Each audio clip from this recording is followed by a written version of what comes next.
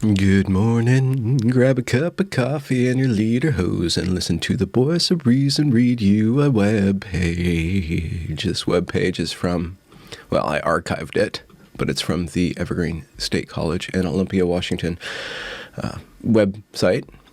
And it is a class description for MPA, which is Masters of Public Administration Electives Spotlight.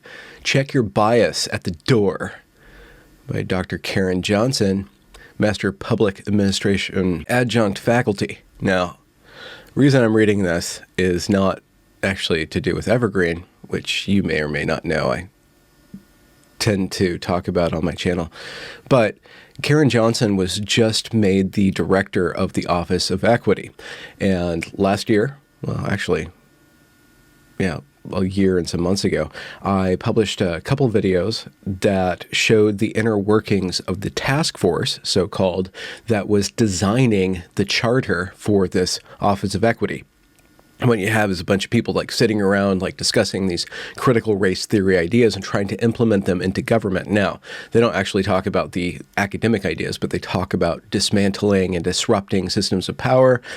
They say a lot of things, and Karen Johnson takes the lead. Karen Johnson and Melanie Morgan say some pretty amazing things. Show video. We need to be careful when we say in this task force that one day we might not need this office, right?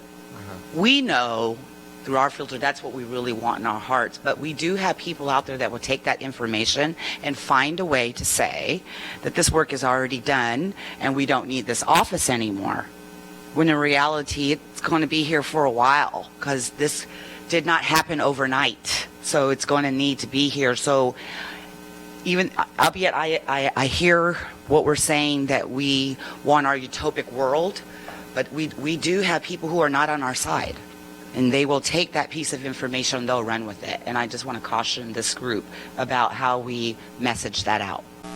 Someone this morning said that they hope that we are uncomfortable on this journey. And don't worry, I'm not offering up another operating principle, yet I am. And that is that we become comfortable in our discomfort.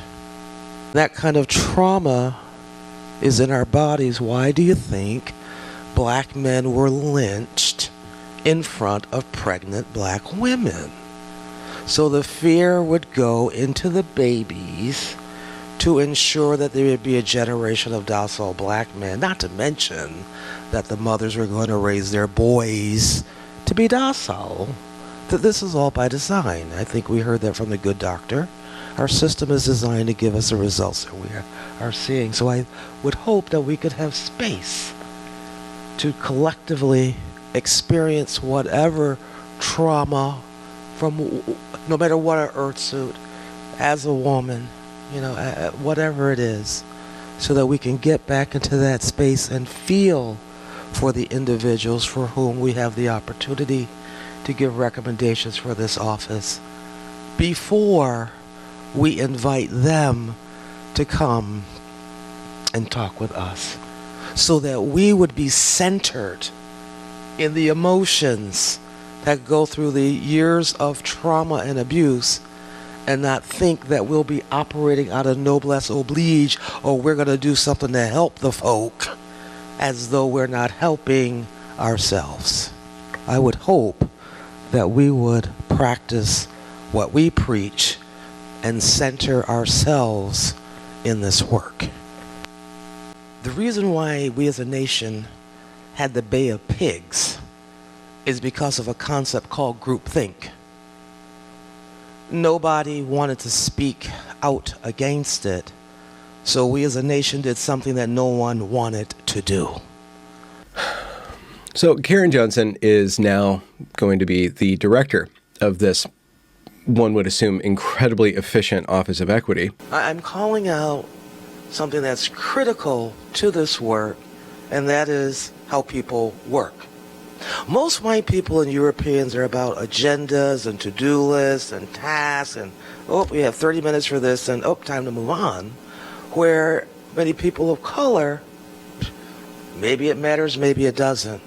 In South Africa, if we were meeting right here, 2:35, if Craig Bill walked in right now in South Africa, what would happen is they would stop, welcome him, how was your weekend, you have any plans for Thanksgiving, and would bring him up to speed on what he missed. And it looks like, to me, I'm very cynical right now about why Evergreen still exists. I think that it does have a lot to offer, but they are betraying the actual way that the school was set up, the programs and stuff, and they're hemorrhaging students. They're down to 50% of what they were when the current president, George Bridges, first came on in 2015. And they're not replacing the students that are leaving. Every year, the undergraduate class goes down and down and down and down and down. One thing that's kind of stable is the master's programs, and we'll see how exactly they adapt. Evergreen, in general, they adapt in order to keep students there. But one thing that I think is why they're still open and why they are protected so well by the Democratic side of our legislature is that they pump out into Washington state government people who are highly trained in thinking progressively. The air on campus, as I've heard of and watched and shown, is very repressive towards conservative views. It's very impressive of progressive views. And these master's programs, specifically the Masters of Public Administration and the Masters in Teaching, or MIT program, create very, very left-leaning individuals that then go out and promulgate those ideas through government and then through education. So they're teaching the children and then they're ruling the people through these ideas. And that is the most cynical reading I have of why Evergreen is so well protected by the Democrats. It's because the Democrats see it as a political tool to fill up their ranks and to bolster their power in the state. That aside, I also wonder why Karen Johnson was given an appointment of adjunct faculty all of a sudden out of nowhere in June of 2020. So what happened just before the lockdowns began was that the legislature voted in the Office of Equity, and then the governor made it his mandate and said that he's going to this is going to be a real thing. And then the lockdowns hit, and he had to cut funding across the board because the lockdowns were rather expensive for Washington State.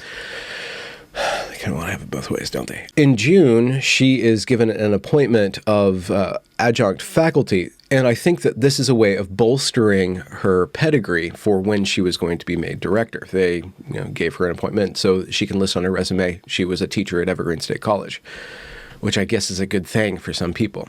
But if you don't know anything about Evergreen, it makes her seem a little bit more important because not only was she a director, a longtime government employee at the Department of Corrections, but she's also taught. So what did she teach at Evergreen? That's ultimately the question, isn't it? What is this MPA elective spotlight? Check your bias at the door. I will read you now the text of this description. I am an adjunct faculty member at the Evergreen State College. Check your bias at the door. So first and foremost, she doesn't understand what a class description is. She makes it a personal essay, which is interesting. None of the other, I've been through this Evergreen catalog quite a bit and read a lot of these things when I was an Evergreen student, and people would just list what it's about and then they'd list the reading. She makes it a personal story. I am an adjunct faculty member at the Evergreen State College, which just makes it obvious that she's not actually a teacher. She doesn't know the academic lingo or the stance. Check your bias at the door, and then there's a link to the syllabus, is one of the classes I teach over a weekend. So this is a 1 weekend course. So this isn't actually a course at all. She's boosting her resume by teaching a 1 weekend course. So it's basically a retreat that you get credit for. I especially appreciate teaching this weekend course at Evergreen because our students, faculty, and staff create learning communities to explore and implement socially just, democratic public service. So she right away she says that Evergreen is an indoctrination center, right? I love this place because I get to impress my ideas of social justice and democratic public service onto the students. To continue, we think critically and creatively, communicate effectively, work collaboratively, embrace diversity. We value fairness and equity, advocate powerfully on behalf of the public, and imagine new possibilities to accomplish positive change in our workplaces and in our communities. That is a statement. Again, it's very, very clear what she's doing. She's saying what we do. We think, communicate, work, embrace, value, advocate, imagine, right? This isn't about learning about reality. This is about changing reality, right? This isn't about learning how to think. This is learning what to think. We accomplish all of this in this class between Friday and Sunday night. Wow, that's a tall order. She must be very powerful. To be honest, this is not a proper course description.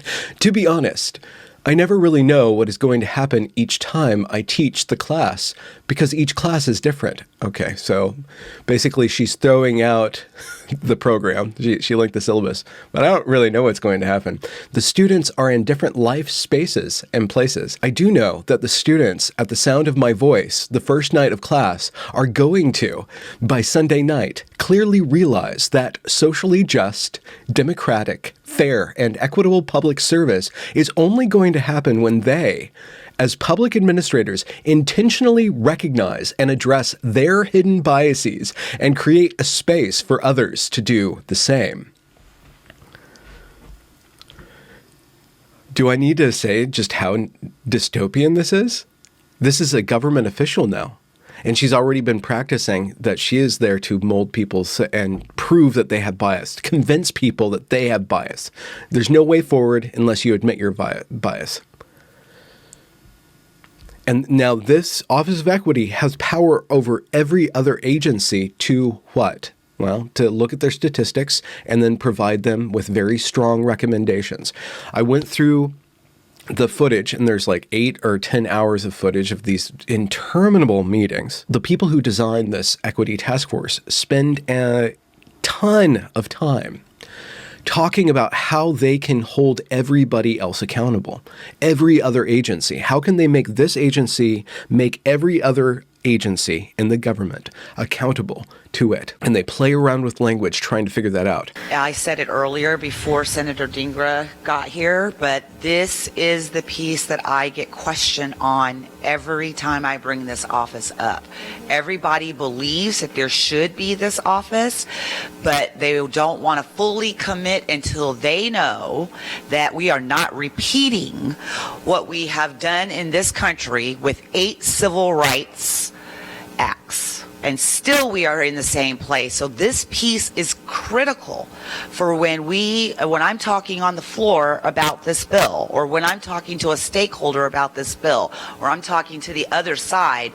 This is the piece that keeps coming back.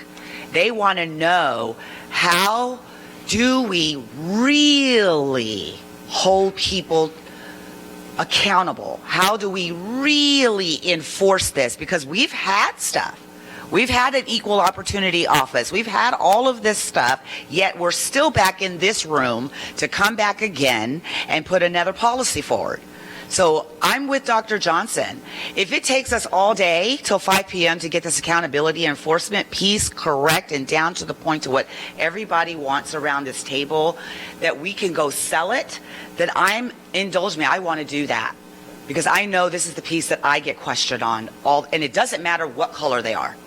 And then they spend a really long time trying to figure out how to make this agency not accountable to anybody else. Since this is a guidance report, that we make a very strong message that it's important that this office be weatherproofed against the changing winds of different politics. This office, over any office, needs to be able to not be a political pawn and be driven by politics. It needs to be able to keep pushing through. regardless of what is happening outside of the walls. I wonder if we're trying to instill some weatherproofing for the director of the office. If we have the director of the office selected by the advisory committee as opposed to being a straight appointment. The office currently resides in the governor's office. And because it's part of the governor's office, he is the appointing authority, I think, by default.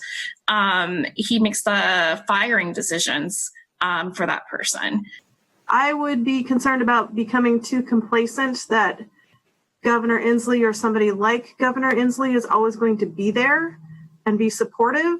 If someone not as supportive of civil rights and equity is elected, the surest way for that person to torpedo this type of agency would be to appoint someone who is in complete opposition to the idea of equity.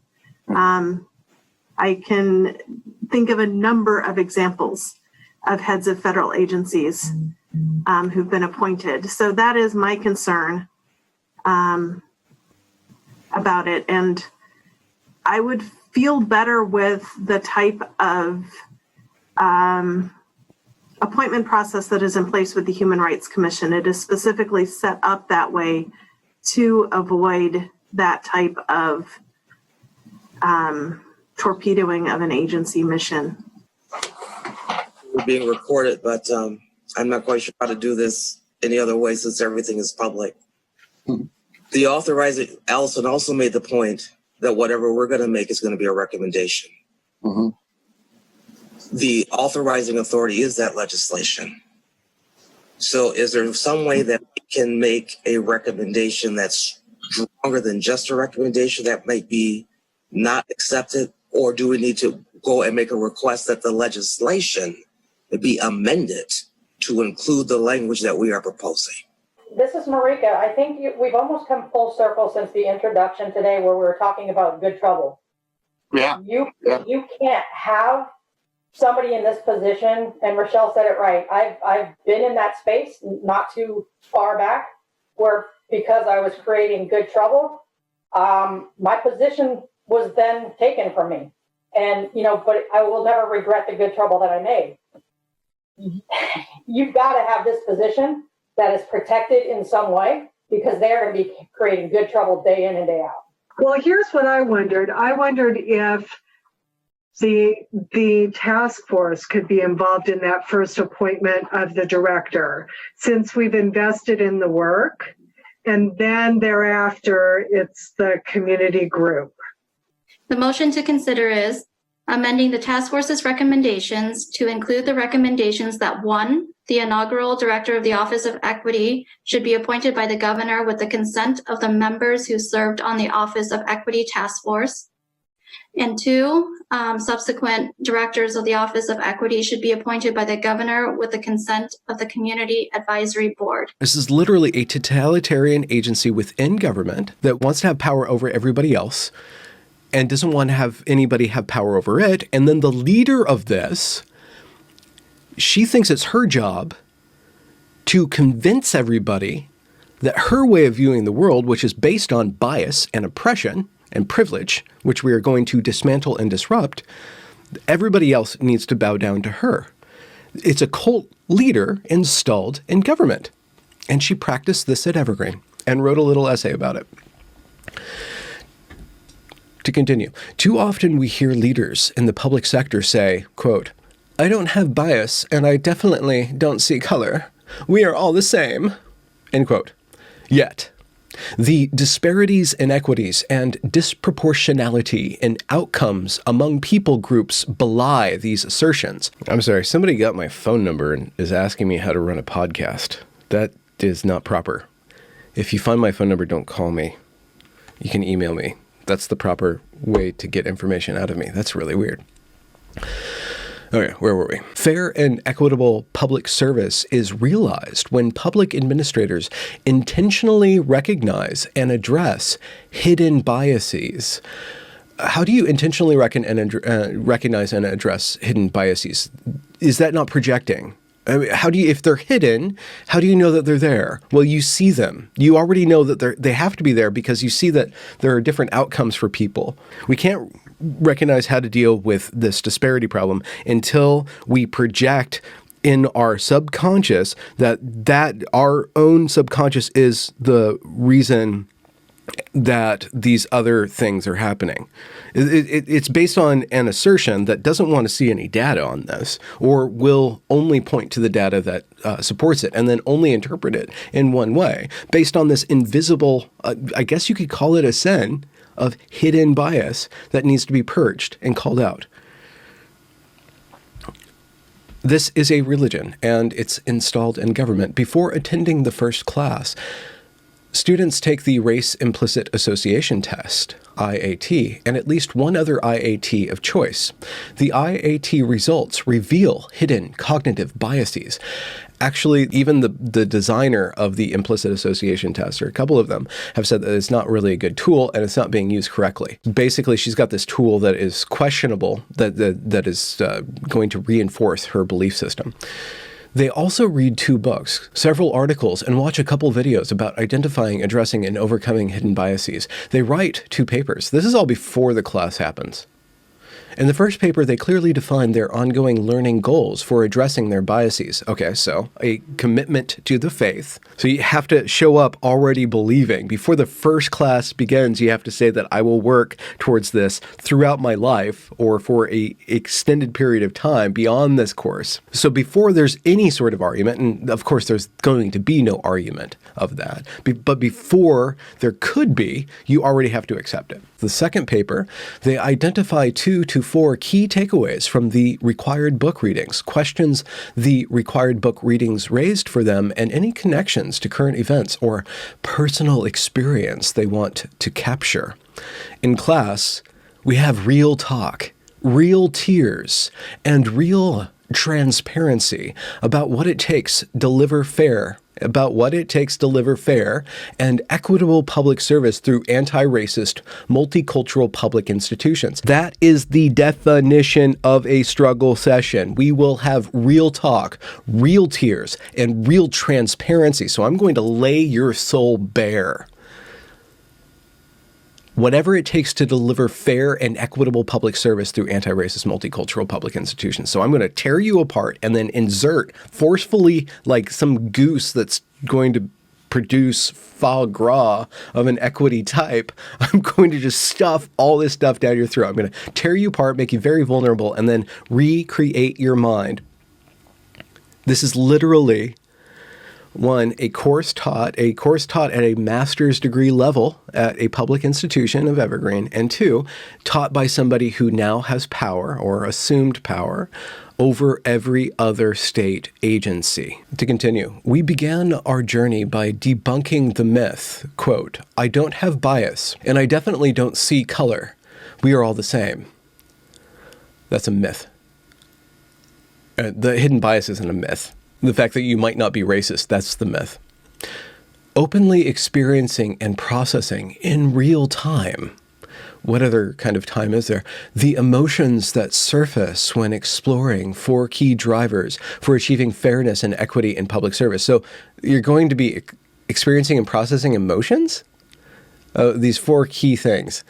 1, making the unconscious conscious, self-awareness. So I'm right, everything else is a myth, and I will cause you to finally admit that you think how I think you think, which is that you do see color, you do see difference, and we are going to fix it. 2, deciding to act and lead fairly and equitably at all times. So belief system that you're ingrained now translates into actions that you will take now. Again, there's no room for argument for this. You have to show up already believing this. 3, learning how to learn and think fairly and equitably at all times. Retrain the brain. It literally says retrain the brain. It says right here, retrain the brain. So now I'm going to reveal the truth to you. I'm going to say that this has to be implemented through action, and then I will reprogram you. This is a reprogramming session. Retrain the brain. 4, acting and leading fairly and equitably at all times. Deliberate action. Okay. So then there will be some sort of social structure that will keep you in line. It's wonderfully explicit. You can't even believe it. It's so out there. This is a person in a position of power now, saying how she takes a weekend to indoctrinate people into this way of looking at the world, which makes them perfect foot soldiers for the tides of equity. On Sunday, the last day of class, the students give a 45-minute team presentation, bringing together the key learnings from the course.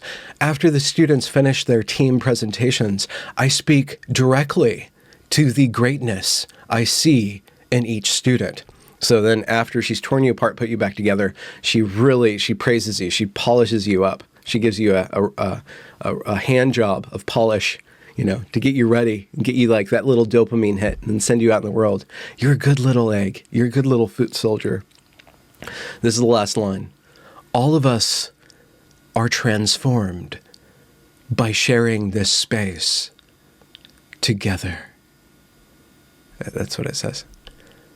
So this is what's going on. I'm going to make a more condensed version of on Karen Johnson and the Office of Equity, because this is something that's actually happening within the state government. This is sapping resources from us and then putting it into an indoctrination camp within the government that will go around, and then it assumes authority over other agencies in the government. We'll see how that plays out. I'm not saying that power is actually going to work in practice, but these people will be, the Office of Equity will at least be training people in these ideas and assaulting every agency with these ideas and putting these programs of training into place to get everybody to think the same, which is ultimately to see color and to reverse that bias that you didn't know you have, which is what? Could it be racial? She doesn't say it explicitly here, but she says it over and over and over again within the task force meetings. How many adults have had to rise above words and actions and abuse and passed over, looked over, walked over, lied about, thrown under the bus, stabbed in the back because we wanted to be white or act like we were white so we could fit in and lose ourselves in the process? Quite truthfully, with the rudeness that we see in some other children, I'm not quite sure I want our black children to be parity with unmannerable children. So I'm not quite sure of parity, because you see, even if we reach parity in some of these outcomes, the outcome is still not where we want to be. This is Benjamin Boyce. I'll talk to you later.